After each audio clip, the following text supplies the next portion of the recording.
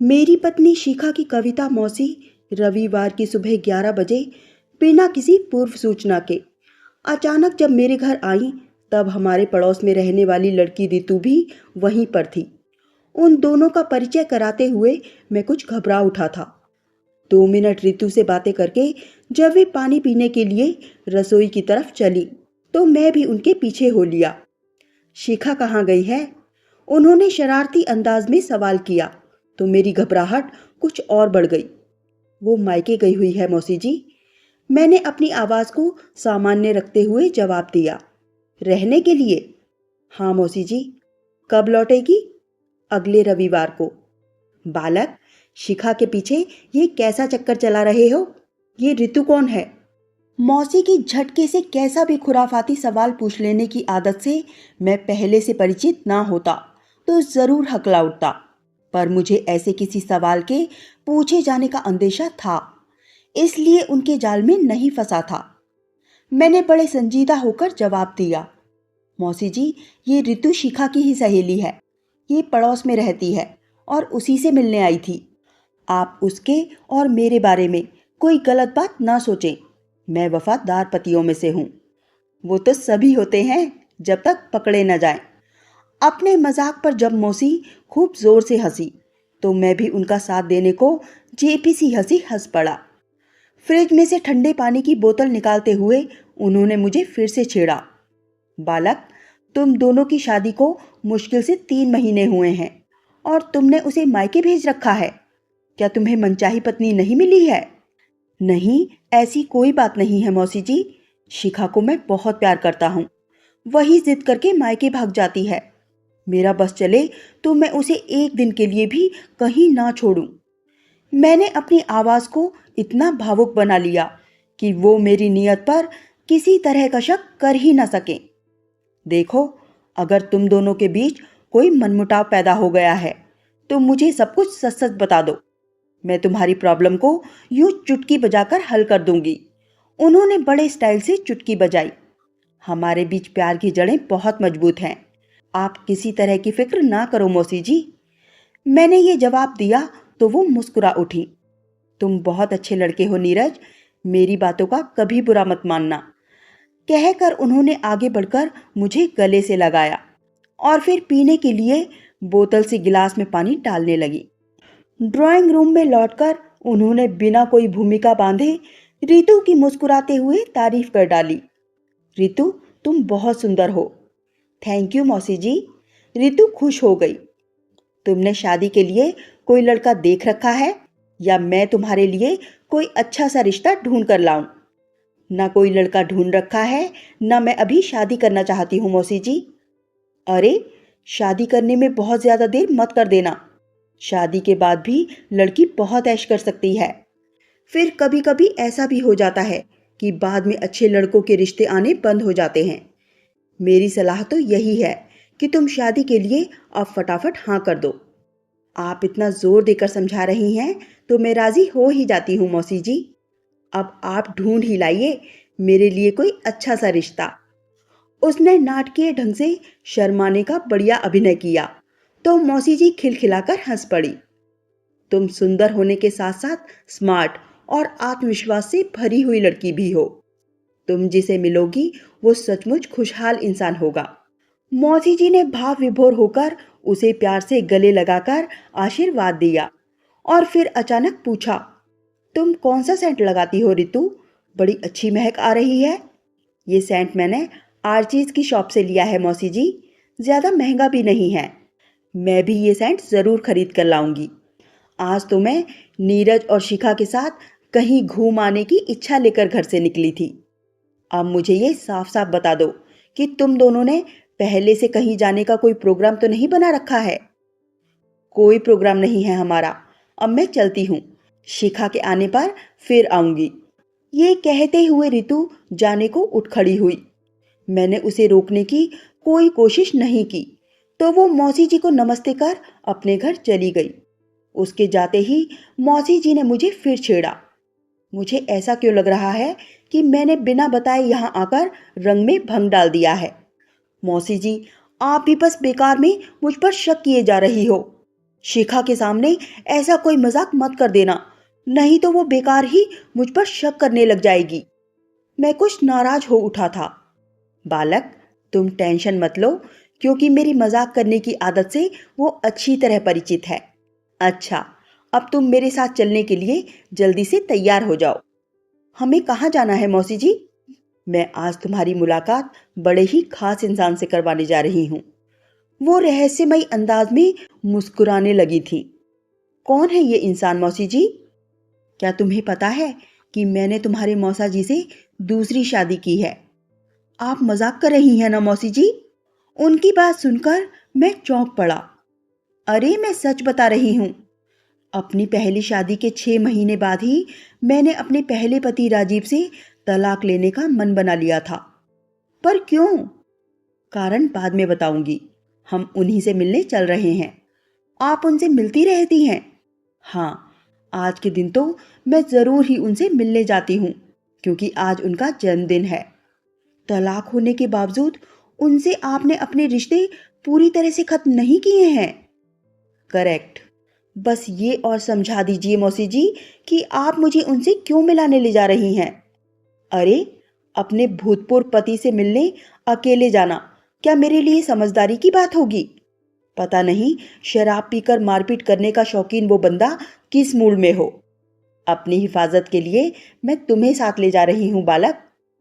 इसका मतलब ये हुआ कि उनकी शराब पीकर मारपीट करने की आदत के कारण ही आपने उन्हें तलाक दिया था। ये नंबर 2 पर आने वाला महत्वपूर्ण कारण था।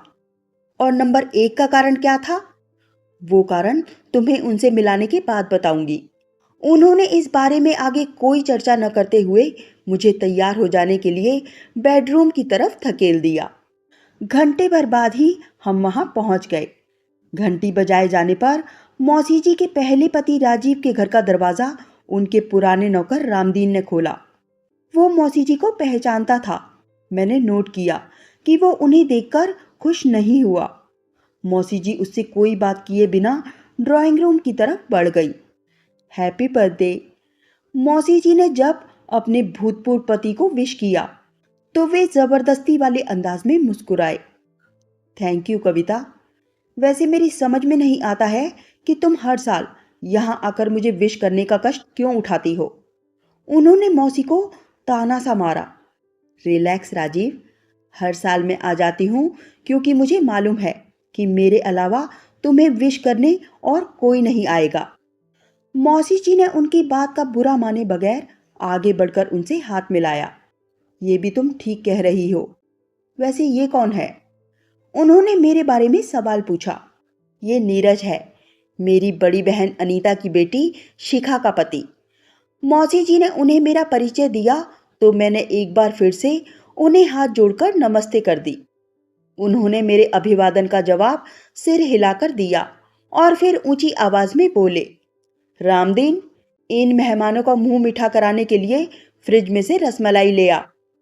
तुम्हें मेरी मनपसंद मिठाई मंगवाना हमेशा याद रहता है। तुमसे जुड़ी यादों को भुलाना आसान नहीं है कविता। खुद को नुकसान पहुंचाने वाली मेरी यादों को भुला देते तो आज तुम्हारा घर बसा होता। तुम्हारी जगह कोई दूसरी औरत नहीं ले पाती। मैंने दोबारा अपना घर संसार ऐसी सोच के कारण ही नहीं बसाया। कविता जी, मुझे भावुक करके शर्मिंदा करने की तुम्हारी कोशिश हमेशा की तरह आज भी बेकार जाएगी राजीव। मौसी जी ने कुछ उदास से लहजे में मुस्कुराते हुए जवाब दिया। मैं फिर से कहती हूँ कि मुझ जैसी बेवफा पत्नी की यादों को दिल में बसाए रखना समझदारी की बात नहीं है। ये छोटी सी बात मैं तुम्हें आज तक नहीं समझा पाई हूँ। इस बात का मुझे सचमुच बहुत अफसोस है राजीव। मौसी ने खुद को बेवफा क्यों कहा था, इसका कारण मैं कतई नहीं समझ सका था। तभी राजीव अपने नौकर को कुछ हिदायत देने के लिए मकान के भीतरी भाग में गए तो मैंने मौसी जी से धीमी आवाज में अपने मन में खलबली मचा रहे सवाल को पूछ ही डाला। आपने अभी अभी अपने को बेवफा क्यों कहा मौसी जी? मेरी आंखों में संजीदगी से झांकते हुए मौसी जी ने मेरे सवाल का जवाब देना शुरू किया। नीरज, हमारे बीच जो तलाक हुआ उसका दूसरे नंबर पर आने वाला महत्वपूर्ण कारण तो मैं तुम्हें पहले ही बता चुकी हूँ। इन्हें दोस्तों के साथ आए दिन शराब पीने की लत थी और मुझे शराब की गंध से भी बहुत ज्यादा नफरत थी। मैं इस कारण इनसे झगड़ा करती तो ये मुझ पर हाथ उठा देते थे। तब मैं रूठकर अपने मायके भाग जाती थी। ये मुझे जाने देते थे क्योंकि तब इन्हें अपने दोस्तों के साथ पीने से रोकने वाला कोई नहीं रहता था।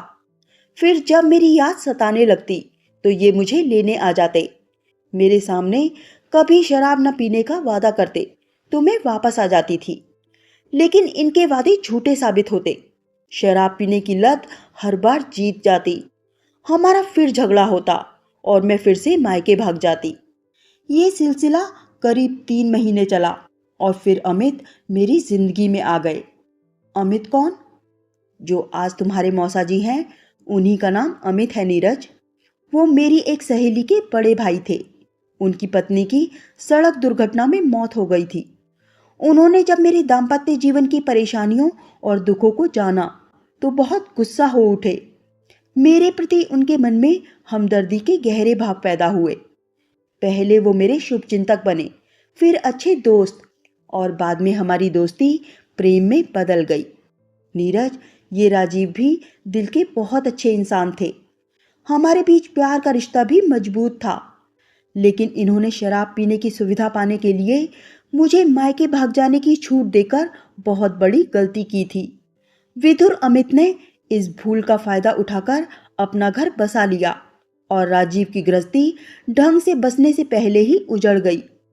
राजीव ने मेरे सामने बहुत हाथ जोड़े थे, छोटे बच्चे की तरह बिलख कर रोए भी थे, पर मेरे दिल में तो इनकी जगह अमित ने ले ली थी।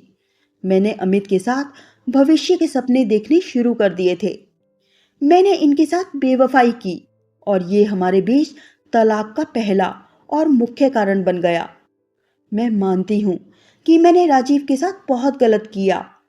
अब तक भी मैं अपने मन में बसे अपराध बोध से मुक्त नहीं हो पाई हूँ और इसी कारण तलाक हो जाने के बावजूद भी इनकी खोज खबर लेने आती रहती हूँ। क्या अब तुम समझ सकते हो कि मैं तुम्हें आज यहाँ अपने साथ क्यों लाई हूँ? क्यों? बात कुछ कुछ मेरी समझ में आ गई थी और इसी कारण मेरा मन बहुत बेचैन हो उठा था। तुम भी वैसी ही मिस्टेक कर रहे हो जैसी कभी राजीव ने की थी। ये बेरोक टोक शराब पीने की खातिर मुझे मायके भाग जाने देते थे और तुम रितु का साथ पाने के लिए शिखा को मायके जाकर रहने की फटाफट इजाजत दे देते हो। कल को पर मेरा रितु के साथ किसी तरह का कोई चक्कर नहीं है। मुझसे झूठ बोलने का कोई फायदा नहीं है नीरज। मैंने तुम्हें रसोई में और रितु को ड्राइंग रूम में गले लगाया था।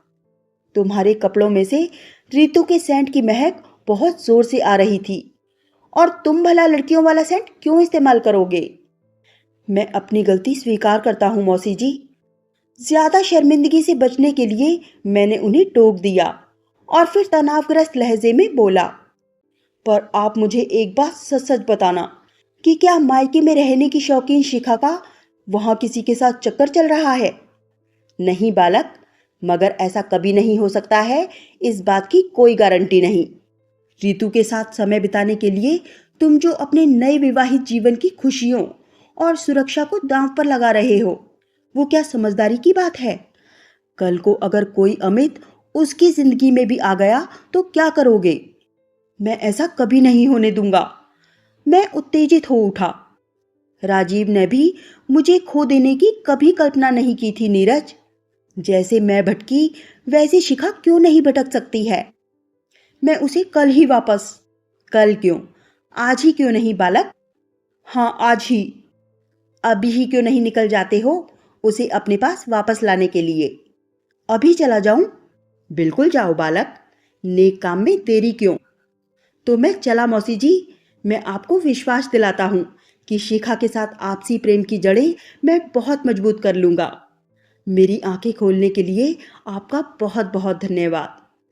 कहकर मैंने उनके पैर छुए और फिर लगभग भागता सा शिखा के पास पहुंचने के लिए दरवाजे की तरफ चल पड़ा। दोस्तों, अगर आपको ये कहानी थोड़ी सी भी अच्छी लगी हो तो लाइक करना मत भूलिए। मिलते हैं एक नई कहानी के साथ। बहुत बहुत धन्यवाद।